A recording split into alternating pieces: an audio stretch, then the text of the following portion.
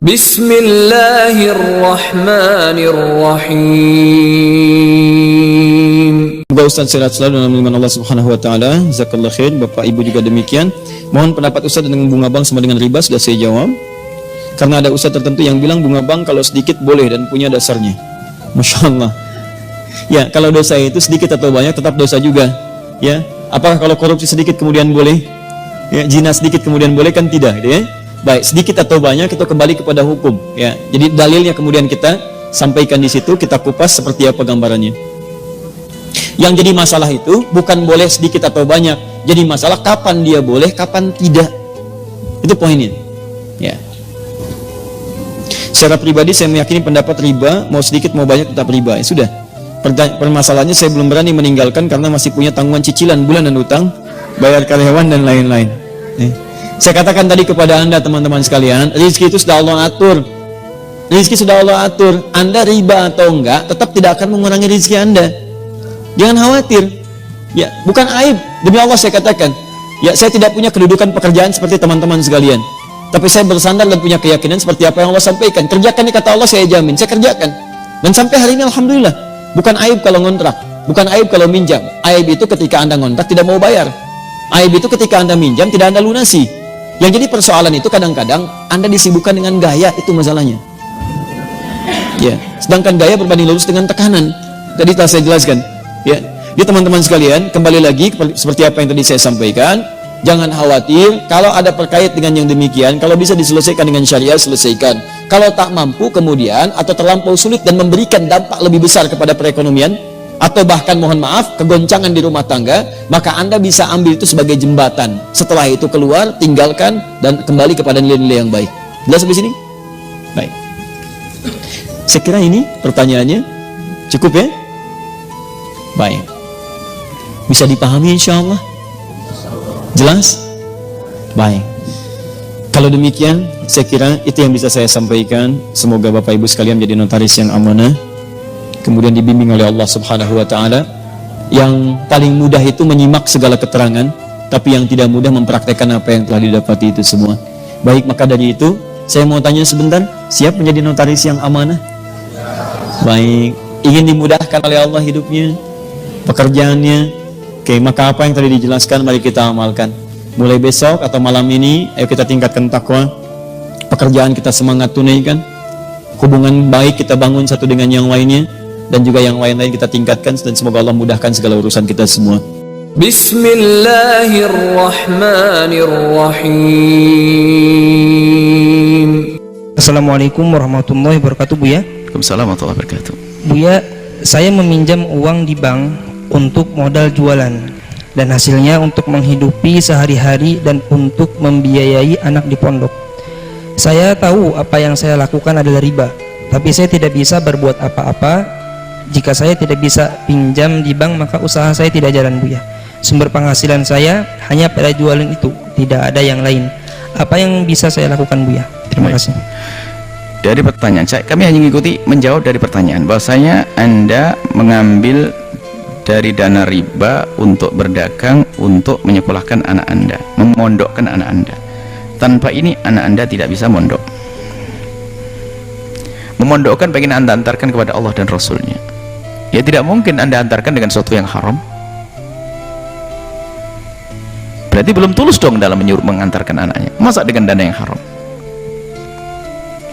Ya jangan mengambil dari yang haram. Lalu bagaimana anak saya mondok, biayanya gimana? Cari pondok yang nggak pakai biaya, kok pusing? Ayo mau apa lagi? Selesai jawabannya.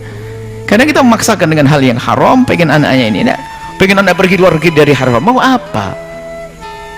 Memang setiap luar negeri langsung alim. Kalau dari harta yang haram gak akan berguna. Dimakan yang haram, hati-hati. Maka kami selalu mengingatkan kepada para wali santri dimanapun berada, pesantren manapun mondoknya, ambilkan harta terbersih Anda agar anak Anda itu cerdas, hatinya cerdas, pikirannya, ilmunya manfaat, bukan dari harta haram. Itu dananya, dana ada ribanya. Kemudian setelah itu apa? Dikembangkan buat nyekolahkan anaknya dan sebagainya. Subhanallah. Hati-hati ya. Semoga Allah memudahkan Anda semuanya untuk mendapatkan yang halal. Dan siapapun yang masih berada di dalam lingkungan riba, semoga Allah yang Maha Kuasa mengangkatnya, mengentaskannya, mengganti dengan yang halal, bersih, lebih banyak lagi, lebih berkah. Bismillahirrahmanirrahim. Saya sering menonton YouTube Pak Ustadz, alhamdulillah. Mengenai pertanyaan dari jamaah hasil bunga bank, tegas Pak Ustadz mengatakan bunga bank itu haram. Sekarang ini ada beberapa perusahaan pihak ketiga, jangan ada orang ketiga di antara kita, yang bekerja sama dengan pihak bank konvensional dalam hal pengelolaan anjungan tunai mandiri ATM. Tugas pihak ketiga, pengisian uang, perbaikan, sebagainya yang berkaitan dengan kelancaran operasional. Yang ingin saya tanyakan, apakah penghasilan karyawan-karyawati pihak ketiga itu sebagai sumber mereka itu berasal termasuk haram Pak Ustadz? Mereka ini menjual jasa, tidak pihak yang berkaitan langsung. Tiga yang dilaknat. Siapa yang dilaknat? Akilar riba, yang makan riba. Wa mukilahu, orang yang dikasih makan riba. Wa katibahu, penulisnya, pencatatnya. Kulluhum sawa, semuanya mereka sama statusnya. Adapun orang pegawai bank beli nasi bungkus di samping rumah makan Minang Maimbau, tiba-tiba datang pegawai bank beli, Pak, beli nasi 10 bungkus. Apa kata penjual? Kami tak jual nasi ke engkau karena duit kau haram. Bapak jual semen, toko bangunan, datang orang beli, Pak, saya beli semen 10 sak. Apakah bapak tanya, duit kau dari mana? Duit halal apa duit haram? Yang penting barang yang kita jual halal. Yang penting barang yang kita jual halal. Nah, ini menjual jasa. Jasa yang dia jual halal, tidak terkait langsung. Adapun kalau dia langsung baru menjadi haram. Penulisnya, saksinya, orang yang diberi, orang yang memberi, orang yang meminjam, menerima pinjaman langsung. Adapun yang tak langsung, yang terkait dengan operasional, yang terkait dengan tak langsung, maka tidak disebut dengan memakan riba. Bismillahirrahmanirrahim. Bagaimana hukum menagih utang, tapi kita tahu bahwa si pembayar utang membayar dengan uang haram, sementara kita dalam keadaan butuh darurat. Apakah kita berdosa dengan pembayaran utang tersebut karena dari hasil yang haram? Pertanyaan yang bagus ini. Kalau misalnya orang terlilit utang, orang itu terlilit utang, dia mau bayar sama kita, dia nggak ada uang. Ada orang lain memberikan kepada dia uang, tapi dia ada sumber haram. Contoh sumber haram dari bunga bank, riba. Ini sumber haram. Sumber haram ini ada dua macam. Ada sumber haram yang sifatnya kalau dikeluarkan oleh pemiliknya dia tidak pakai, seperti orang punya bunga bank, dikeluarin sama dia. Maka uang itu pindah kepada tangan yang lain, sudah tidak haram. Seperti misal diberikan kepada fakir miskin yang butuh sekali, rumahnya mau rubuh, dihitung sebagai fasilitas umum, ya. Karena uang yang tadinya riba itu sebenarnya waktu ditarik dia tidak pakai untuk diri sendiri, sudah menjadi hukum umum, kembali kepada hukum asal yang mengeluarkan tidak dapat pahala. Dan kalau dia pakai fasilitas umum bisa, seperti WC umum, rumah untuk orang-orang yang susah gitu kan. Atau ada orang terlilit utang betul-betul dia akan berbahaya kalau enggak, susah sekali hidup, memang tidak ada sumbernya. Ini pendapat ulama masih membolehkan. Tapi kalau sumber haram itu ya, bukan kayak riba tadi, misal dari hasil curian, korupsi, ini nggak boleh, mutlak tidak boleh. Satu-satunya pintu tadi yang dibolehkan adalah kalau uang itu adalah uang bunga bank, riba. Uang bunga bank ini fatwa ulama sekarang sudah mengeluarkan boleh untuk fasilitas umum, termasuk membantu orang yang terlilit utang besar yang dia sudah tidak mampu lagi lepas dari itu. Untuk lebih jelas antum bisa ketik di Google hukum menggunakan bunga bank. Nanti antum akan baca banyak fatwa ulama di situ, gitu kan? Maka akan sangat jelas di situ, agar jangan sampai nanti ada yang menganggap ini adalah pendapat saya pribadi. Maka bisa dilihat situ panjang lebar pendapat para ulama. Tentu saya tidak bisa bacakan semua, tapi seperti itulah gambarannya. Jadi dilihat nih, kalau sumber yang tadi antum bilang orang itu bayar sumber haram adalah uang curian, uang korupsi, ya, hasil menipu orang, maka ini jangan diterima, nggak bisa. Walaupun antum dalam keadaan butuh, karena nggak boleh.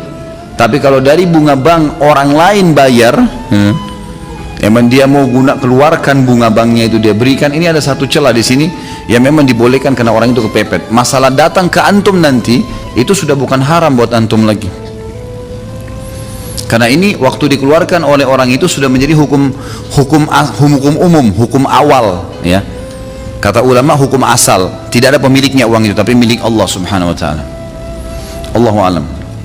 Bismillahirrahmanirrahim. Assalamualaikum Ustaz. Salam. Datangnya dari hamba Allah, bagaimana hukumnya hutang di bank dan hutang alat perabotan atau hutang ke bank bendring? Bismillahirrahmanirrahim.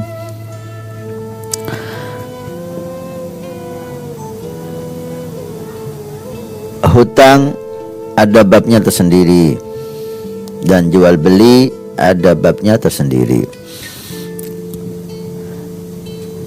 Kullu qardin jara naf'an fahuwa riba. Dikatakan semua utang piutang jara naf'an, menguntungkan orang yang menghutangi, fahuwa riba, maka itu dihukumi riba.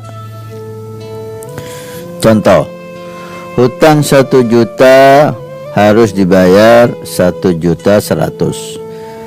Nah, berarti hutang piutang ini mengandung unsur riba. Nah, mestinya 1 juta ya bayar 1 juta. Hutang kepada siapapun, baik kepada bank atau perorangan, selama ada manfaat lebih, membayar dengan hal yang lebih yang di atas yang dia hutangi, maka itu adalah riba. Kemudian jual beli dengan kredit, apapun itu namanya, ini babnya lain, bukan hutang. Bab jual beli lain dengan bab hutang. Banyak sekarang orang beli mobil, beli rumah, bahkan beli bekakas rumah tangga, bekakas dapur dengan kredit. Ini untuk memudahkan pembeli dan memudahkan penjual supaya cepat laku barangnya. Tentunya jual beli dengan kredit itu nilainya lebih daripada kontan, dan itu pasti. Kalau jual mobil kontannya 100 juta, jika dicicil, dikredit 3 tahun atau 4 tahun dengan uang muka 50 juta, maka nilainya totalnya bisa sampai 130 juta, lebih 30 juta. Dan itu enggak ada masalah. Ataupun bekakas rumah tangga yang lain, baik yang besar maupun yang kecil, selama akadnya jual beli bukan hutang, tidak ada masalah. Karena jual beli ada dua, jual beli ajilan kontan halan, atau jual beli ajilan pakai hamzah, yaitu dengan tempo. Tempo itu bisa setahun, bisa tempo itu setiap bulan dicicil sesuai kesepakatan penjual dan pembeli, karena Nabi memberikan patokan untuk jual beli, innamal bai'u antaradin. Jual beli itu sama-sama ridho penjual dan pembeli. Selama penjual ridho dengan sistem yang dia buat, pembeli ridho dengan sistem penjual, maka selesailah. Baik itu kontan dengan harga lebih murah maupun kredit dengan harga lebih mahal, selama jual belinya itu sama-sama ridho dan disepakati, selesailah dan jual beli dinyatakan sah dan tidak ada masalah. Nah, jadi pembahasannya lain dengan hutang. Hutang itu uang, bayarnya uang. Nah, ini jika ada keuntungan lebih bagi yang menghutangi, maka itulah riba. Baik itu diberi nama bunga, diberi nama apapun, kullu qardin jara naf'an fahuwa riba. Semua hutang piutang ada manfaat kembali kepada yang menghutangi, maka itu riba. Ya khair. Dan riba dosa besar. Fa lam taf'alu fa'danu biharbin minallahi wa rasulih. Kalau kamu tidak mau sadar menghentikan perbuatan itu, maka Allah mengumumkan perang dengan Allah, perang dengan Rasul sallallahu alaihi wasallam. Mudah-mudahan kita diselamatkan oleh Allah dari semua itu.